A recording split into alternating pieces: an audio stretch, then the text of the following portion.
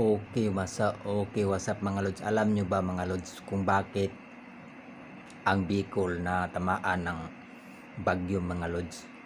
Kasi parang sinadya ng Panginoon Kasi nandoon si Saldico. Kasi Bicol Party List yan si Saldico.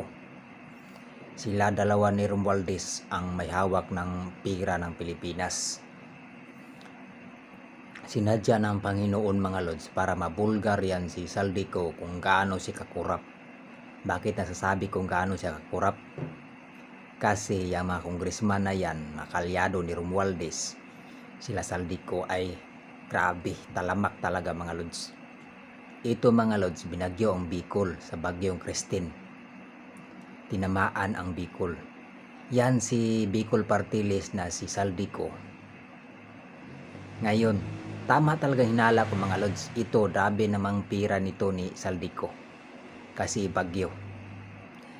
Kasi kung nasalanta tayo sa bagyo, sila magkapira, tayo kawawa. Kasi yung pira na budget, kukurapin lang nila. Tama talaga yung sinabi ko mga lods. Ito mga lods, anong sabi ni Rowena Guanzon? Sabi mga lods, nakabili ng helicopter si Saldico. Totoo ba yung narinig ko na may politikong bumili ng jet at helicopter pagkatapos ng dilubyo na yan sa Bicol? Totoo ba yun? Parang dismaya yan.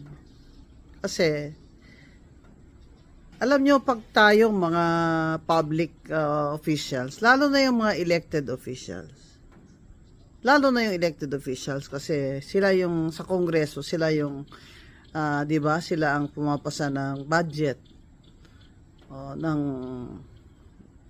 gobyerno. Kumbaga, meron silang access sa kaban ng bayan.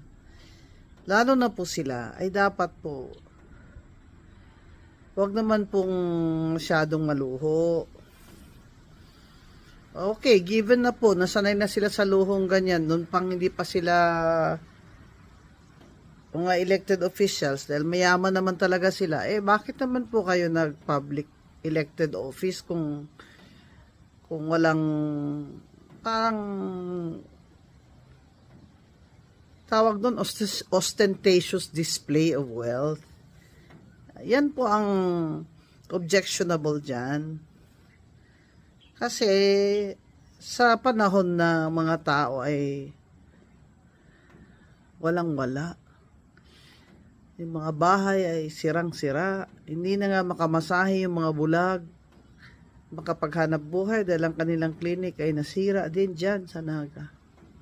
Sa panahon po ng mga may hirap at lalo pong naghihirap dahil sa kalamidad, ay mag-ingat-ingat naman po tayo.